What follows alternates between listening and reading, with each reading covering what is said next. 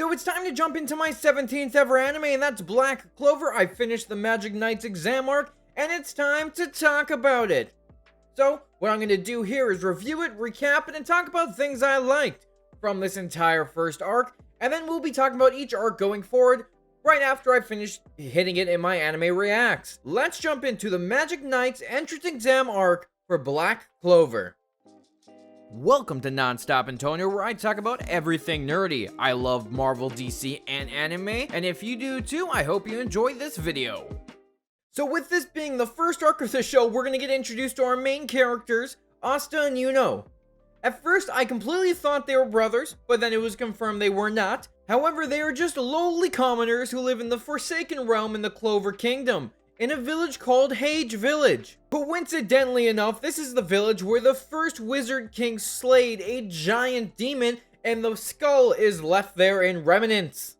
Which is really interesting, because it's just a small town in this Forsaken Realm, and kind of the outskirts, that has this giant demon skull sitting there, and you would think that would be more of a bigger topic, like having like a shrine or something there to the first Wizard King, but no, it's just a town on the outskirts in the Forsaken Realm. I like how we got a flashback in episode 3 showing us the Wizard King taking down the giant demon, which, goddamn, that demon was huge. When you know, you look at the skull and you're like, damn, that's huge. But then when you actually see it fighting and destroying stuff, it is dangerous and a giant threat. So it's interesting to see that there was one wizard strong enough to take down that giant demon. And it was a pretty cool fight too, using like the holy magic and everything else with it. I'm looking forward to seeing what other giant creatures we meet when we continue going forward in this Black Clover world. And I love how Asta and Yuno are completely opposites. Yuno's like put together, he seems very confident, he's really powerful. But Asta is this really short kid who's just really loud and annoying. But I like that about him. And he seems to be all over the place. He has no magical abilities. However, he has pretty strong strength physically, because he's made up for it by not being able to do all this magic that Yuno's being able to do, and Yuno's also pretty goddamn OP himself with his magical abilities. And then of course Yuno is also tall and quiet compared to Asta, who's short and loud. I do really like about this anime how it kind of pushed us forward really quickly to get us to that Magic Knight's exam, because as soon as we meet these characters, they get brought to where they're gonna get their grimoires, and that's their magical book to show what kind of power level they get. So, you know, we get to it. Everyone's getting their magical grimoires, showing them what they get. They have different leaf clovers on it, and Yuno gets a 4-leaf clover one, which normally goes to royals and nobles and everything, which I'm pretty sure is foreshadowing something in the future, and Yuno most likely being a royal. And if you know what it is, please do not spoil that for me, because I would rather see it happen for myself. And I like how everyone's shocked. They're like, oh my god, this lowly peasant has gotten the 4-leaf clover. Oh my god. And then you have Asta sitting there waiting for his, waiting so long. He's worked his whole life for this moment, and he gets nothing at all. Which must be like a real punch in the gut. He's waited all this time for it so he can work his way up to being the Wizard King, because that's his goal, and he gets nothing. But of course, that leads to Asta losing his dreams and having to go home in shame and just train and train and train and hope for the best that one day he will get one. Which in turn he does. However, it's just not by our typical means. Because when Yuno is heading home, he gets attacked by this guy named Ravici, who's a bandit trying to steal the 4-leaf clover because, well, it's worth a lot of money because not a lot of people get those. You know, you would think someone who has a 4-leaf clover, pretty powerful, maybe I shouldn't bother attacking him. But because he gets the one up on Yuno, he's able to take it from Yuno, and all of a sudden, Asta just comes out of nowhere and flies off the cliff, smacking his face right into the wall, which was absolutely hilarious. You can check out my reaction down below. And he goes and he stands up for Yuno, and I love how he's standing there, staring the guy in the face. He has no magical abilities. He's trying to fight back with just nothing, and he gets kicked around. But then all of a sudden, dark magic starts spewing around him, and all of a sudden this 5-leaf grimoire shows up, which means there's a demon residing within it. And I'm still looking forward to finding out why Asta got this, why he got one with a demon, and what this means for his character, because he has no magical abilities. And the sword negates magic, and I love how he absolutely destroys Ravici. When he hit the dude with the sword, I thought it sliced him in half. However, it did not, but goddamn, it was pretty epic. To finally see Asta get something that's gonna make his fight worth it, and he hits him, and sends the dude flying, which was awesome in itself to watch. Because now his dreams can finally come true, and he could possibly become the Wizard King, enjoying the Magic Knights. The only issue I had with the whole fight is that between the episodes, when the fight was about to start, they went and did a flashback, which I like the flashback, but I just would have rather them done it before the fight, so it's not separating that entire part. But it was cool to see that Asta and Yuno were really close when they were younger, but Yuno was always like this crying kid, and he was always scared. Until one day, Asta came for backup and helped him out while he was getting beat up by some drunk dude who was trying to steal his little pendant. It was so cool to see that you had two kids that weren't brothers, but they're kind of like brothers, kind of teaming up and realizing, hey, we both have a goal now. We both have to be Wizard King. Because Asta inspired Yuno by always being determined, always fighting, and making sure he's always standing up for anyone else. And he inspired him. And I like how Asta's goals kind of went to Yuno, and both of them have the same goals because they want to make life better for others, and they want to be the Wizard King. Which I'm sure in the future, with no spoilers, that's gonna happen. Both of them are somehow going to become the Wizard King, or they're gonna be like two new ones, with both of them reigning on top. Unless one of them dies, but we will see. Please, no spoilers. I'm gonna say this multiple times. I do not want to get spoiled. And I love it, because with this moment, we have Asta inspiring Yuno, and he doesn't stop there. He inspires Nash as well later, because he tells Nash, if I can become a magic knight, so could you. A lowly peasant who has no magical abilities. If I can become something, so can you. And I like that, because he also does that later near the end of the arc, where he inspires another kid named Nick, where he's like, look at me, I'm a lowly commoner, and I was able to become a magic knight. So anything is possible, which I really like seeing that, because you have this character who's your main character going around and inspiring people as he makes his way through this world. But even though he's inspiring people, I love how his whole family doubts him. They're like, nah, Asta will be back. You know, you'll be a magic knight, but Asta, we'll see you soon. And I just like how this whole time, they're all doubting him, even though he's very capable, even though he has no magical abilities, he's capable. And they just keep bothering him about it, but it's just funny to watch, because he obviously proves them all wrong in the end. I think the whole point about Father doubting Asta was the fact that he just didn't want to lose a son. He knew one was never going to return, but he didn't know he'd lose both. And he was just kind of hoping that he'd keep him around because he raised them, and he's going to miss them. It's like a parent having their kid go to college. They're going to miss their kid. When they eventually do get to the entrance exam, it was actually a lot shorter than I thought it was going to be, because a lot of other animes, when they do exams and they do stuff like this, it stretches for a few episodes. But this was like an episode and a half. They get there, enter the test. Asta cannot do a single thing because he has no magic. He can't use the brooms. He can't actually do any spells. While everyone else around him is doing everything amazingly, he can't do anything. But then you have him going against Seke, who is looking at him like, oh yeah, I'll help you out, you know, just concentrate, you got this. And turns around like, you're a lowly peasant, I'm gonna kick your ass. And it's just like, I knew the guy was sinister, he looks sinister. But I absolutely love how he's in there, and he also just rips out this giant sword and just bashes Seke right there and then, absolutely humiliating him in front of everyone, which was just such a good moment, because he deserved everything that came to him right there.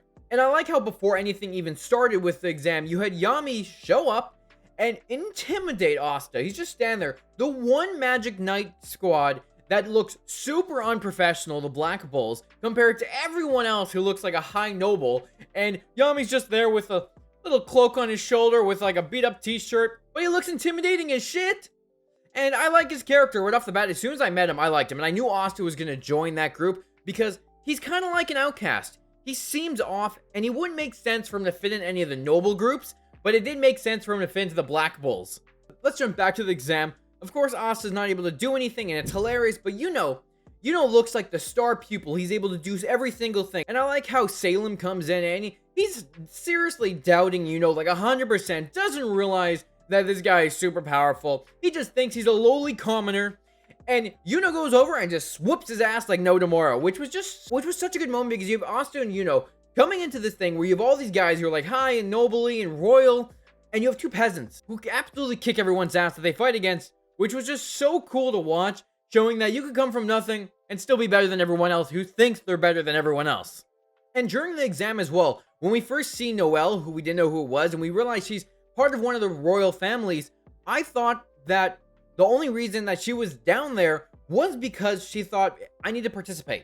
Just to prove to everyone I'm worth it, rather than just being assigned a squad because she's royal. She obviously gets to be put in right away. I just assumed that she was there to prove everyone wrong, that she deserves to be there. However, we find out later that she's just really shit at magic and she was placed in the Black Bulls because she was a disgrace to her family. And her family's a bunch of assholes, but I'll get to that later. But of course, when we do finally get to the selection round, Asta doesn't get picked by a single person, but Yuno gets picked by everyone.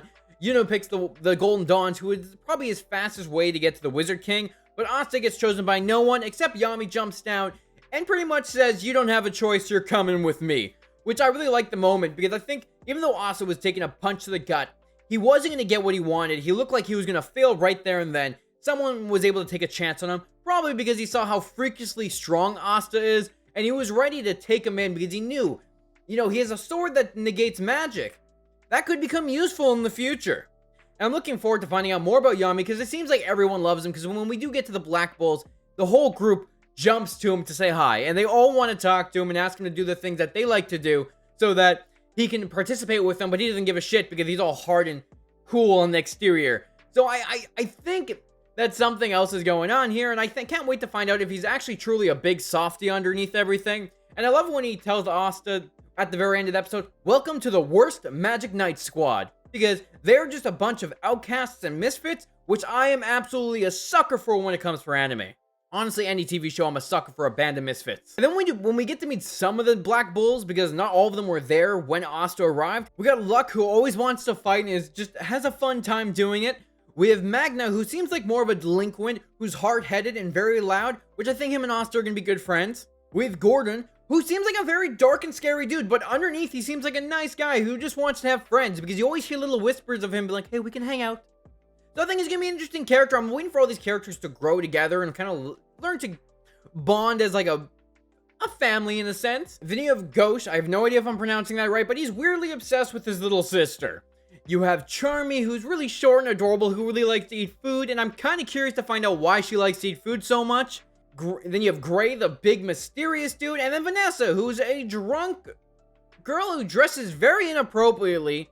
Well, at least at first, because she got a costume later, but at first, like, is she just gonna run around in a bra and underwear? I mean, it is anime, so I wasn't putting it past it, but I thought it was still a little jarring at first, because I was not prepared. But I really like meeting all of them, because they're all weird and different, and I can't wait to find out more about their magical abilities, who can do what, and, what some of their backstories are, because we find out later that Magna is also from the Forsaken Realm, from a random village, so I'm curious to find out more. And I also really like the initiation by fire with Magna and Asta, and using the fire to kind of bring him in and show what he's made of. And Magna was not holding back at all. It looked like he was going to kill Asta until Asta realized he could deflect it and hit it like a baseball bat, which I thought was really fun. And then Magna being like, "You almost killed me, dude." But that was freaking awesome. And that scene overall was really cool to watch. I like how they use the magical abilities. It's always unique to someone else. Magna does fire, but he likes baseball and stuff, so it's cool to change how they want to use it and have fun with it as well. Because in this moment as well, we find out that Asta's sword can cut through magic as well as repel it, which is pretty interesting, and meaning he can use a sword in certain ways. That's going to be very cool for combo moves in the future. And then we catch up with Yuno, of course. We don't really get to see much of him, but we catch up with him, and it sucks for Yuno because he's in this squad with a bunch of high nobles and royals, and none of them are going to accept him really easily because he's just a lowly peasant who has a 4-leaf clover. Even though he's powerful, they don't see him as, anything else because he's from the Forsaken Realm. He's nobody to them. So now he has to prove himself so that they will accept him, which I think will be interesting going forward when we do get more scenes with him. And then we finally get to learn more about Noelle Silva and why she's with the Black Bulls, because you would wonder why a noble girl would be with this cast of misfits. And I really like learning about her because we find her family's a bunch of horrible people. They see her as a disgrace and a failure because she can't control her magic, and because when her mom had her, she passed away, they all blame her for that, which is kind of disgusting, and I absolutely hate it, which I'm now rooting for her to prove her family wrong and say, "Ha, I'm better than all of you." So I'm hoping that does happen, and I'm sure it will. And I like how she loses control of her magic after she walks off saying, "I don't need any of this, I'm a royal." And they use Asta to take her out and knock her down so that they can not kill her and make sure that her magic also doesn't kill anyone else in the process, because she makes this giant vortex of water that looks like it's going to destroy everything. And I love how Yami just picks up Asta and throws him like a fastball special, and he just goes flying into it. And, he's able to save her. I love how it wraps up with Magna being like, you're a failure, but so are we. So it's just kind of like, hey, we're a bunch of losers, so you're perfect for this group. And it's just fun. It's fun. I like it. And I also have a feeling that Asta and Noelle are gonna, fall in love a little bit. You got the peasant and the royal, because it kind of shown later that Noelle sees something in Asta. She's like, why do I feel this way? And she kind of blushes. I'm like, something's gonna happen here. It's cute. I like to see it. I loved the first mission as well, because the way they set it up, I knew something bad was gonna happen right off the bat. Because they're like, yeah, it's just a couple boys to deal with. We have to repay this old man. It was part of the deal when we lost. Then they show the boys and they're freaking on fire. And I'm like, what the hell are these guys? Ghost Rider? Why are they all on fire? But then we see a mysterious group show up and freeze the boys and just destroy them. I'm like, yeah, that's kind of sus. They're like, the stone is located here. I'm like, yeah, okay, so we got boars and bad guys. That's what's going on now. Which, when we do actually go to the mission, I love Magna's freaking broom because it's hilarious. It's like this big, looks like a biker broom. Really hardcore and edgy. And I love, okay, one of my favorite moments from this too is when Asta gets pushed off the broom both times by Noelle. He goes up to her to grab her and she's like, what are you doing? And just pushes him to his death. She does this twice. It's like, he has no magical abilities whatsoever. You just sent him to die. But it was great because Magna catches him and then later Vanessa catches him. But just hilarious overall. On the way to the mission, I like how they just pretty much take out the boards like no problem. And they go to the village to show the old man that, hey, we did it. We did it. And we find out more about Magna's backstory with Old Man because pretty much trained Magna and helped him out. Showed him how to be a better man because Magna kept trying to take over his town. And it showed him how to be a real man and be a good person. So they had kind of like a mentor-mentee relationship, which turned out horrible in the end because he ended up getting killed. And Magna lost his mentor. But Magna and Asta working together were able to take down these bad guys who were after the stone for whatever reason. And it was really interesting, this whole fight, because they put up this mist that was blocking the whole town where you couldn't see anything. And they were ready to kill these civilians. They're just waiting. They were counting down their clocks. And I'm like, why don't you just kill them? If you're going to kill them, just kill them. But we never really found out why. And they kept saying, you're going to die in 10 seconds.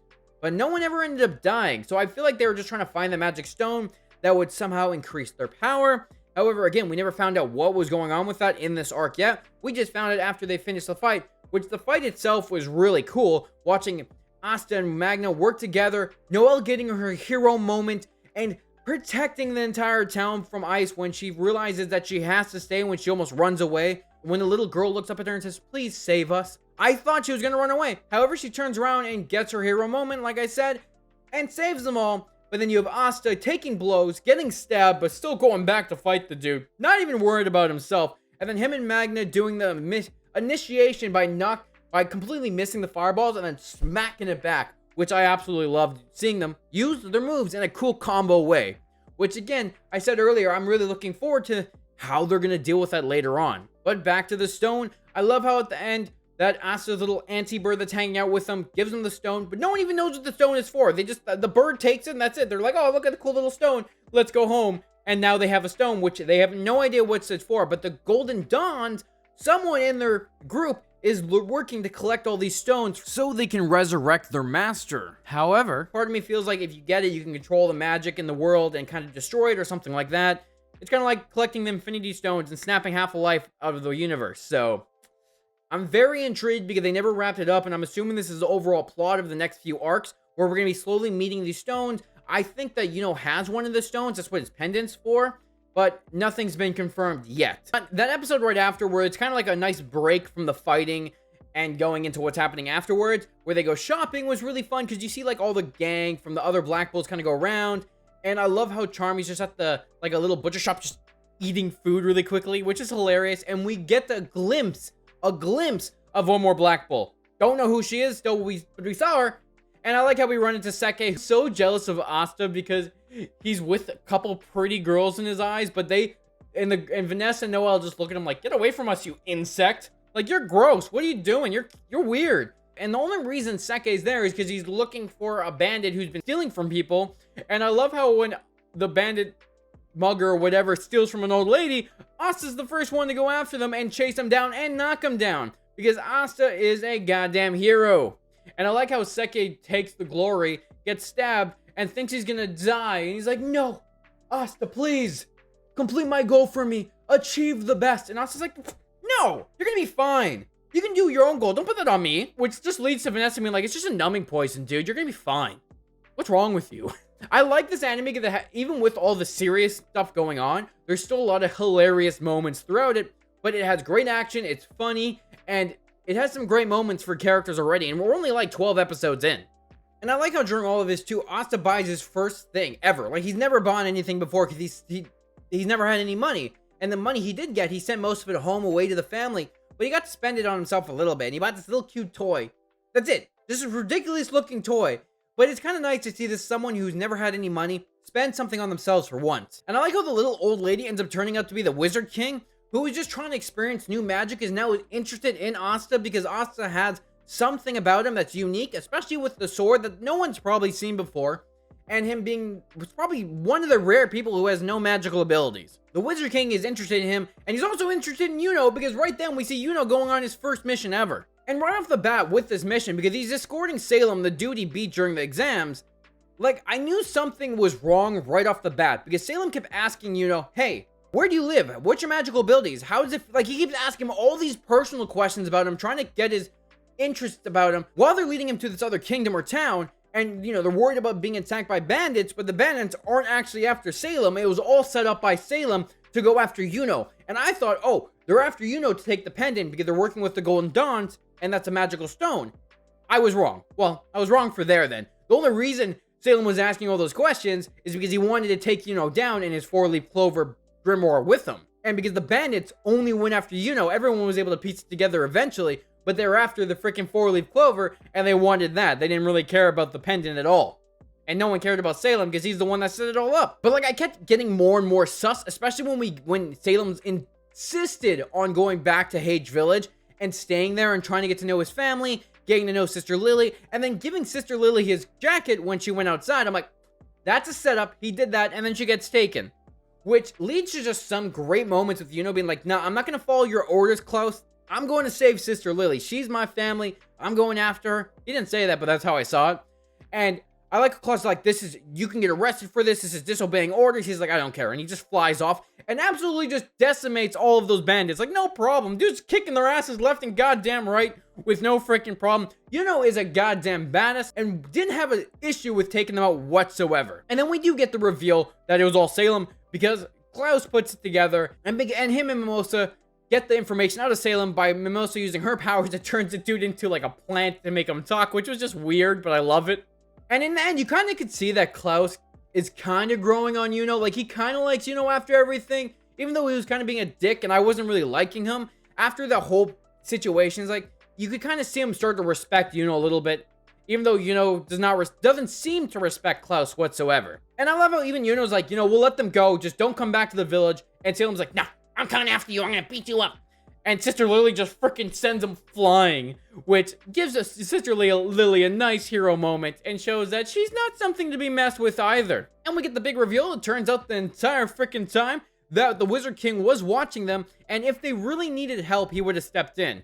But I like how he catches one of the bandits and just kind of hangs out. He's like, I'm interested in both Yuno and Asta. They're very interesting, and I think I got a perfect mission for them. So I think when we go into the dungeon arc, they're going to get sent on a mission together. But overall, I really liked this arc. Just really introducing us to this world, these characters, and showing us what it means to be in this world for them. Like, they both, like, Yuno and Asta want to be Wizard King, and they both have a great goal in mind, and they want to help out everyone around them. They're not going to let innocent people die. They don't give a shit about what kind of class you are. They're going to help you no matter what. Especially Asta. He wants to make this world better for everyone, because this class system is horrible for people, because people get treated like they're nothing even though they're also people. Everyone is still someone. Doesn't matter your power level. And I really like the Black Bulls as well because they're very weird and they're oddballs, and I love that about them because I think it's gonna be really cool to see some of the other ones we haven't met yet and showing us this weird group of misfits kind of bond as a family. And I'm looking forward to seeing Noelle's character grow as well, because she comes from a family where everyone doubts her, thinks she's a failure, and I want to see her grow, rise, control her magic, and prove her family wrong, and prove that she's better than all of them. Which, her brother might also end up being villainous and working with the Golden Dawns, which is something I just thought of while I was talking here, and she might have to take down her own family because she's the only good one out of them. And I can't wait to find out more about the stone plot, because you already know something bad's gonna happen, and when Asta finds out that there's more stones, as he probably progresses through this, he's probably going to start collecting them without even realizing it, and then finally realizing when the Golden Dawn, whoever is doing it, comes after him, like, oh shit, these stones are for something. So please don't spoil that for me, because I'm looking forward to finding out the reveal when I watch the anime. But overall, great anime. Absolutely fantastic. I kind of understand where people are coming from, where Asta's a little bit annoying, but I like it, and I think it's really funny when he freaks out and runs all over the place and yells, like him with Sister Lily being like, please marry me, and him getting slapped upside the face is just funny as hell, and I love watching it. I'm really liking this anime. Once I finish it completely, I'm kind of curious to see where it's going to fit on my anime ranking list for the animes I've enjoyed the most. But so far, I'm having an absolutely fantastic time watching it, and I can't wait for more. I'm going to keep doing these for every arc. If the arc is like 40 episodes, maybe I might split it into 2 parts, but we'll see. This was a great anime. If you want to see all my anime reactions, check the description down below, because I'll have them all listed, as well as the Black Clover one, so you can figure out which one you want to watch. I hope you enjoyed this video. Let me know what your favorite moment from this arc is, or what character you like the most from this arc. And please, no spoilers for anything upcoming, because I don't want it to be spoiled for me, but I am having a fantastic time watching it. So I hope you guys enjoyed this video. Hit the like button, hit the subscribe button. It helps out the channel a lot. Thanks for watching, and I'll talk to you later.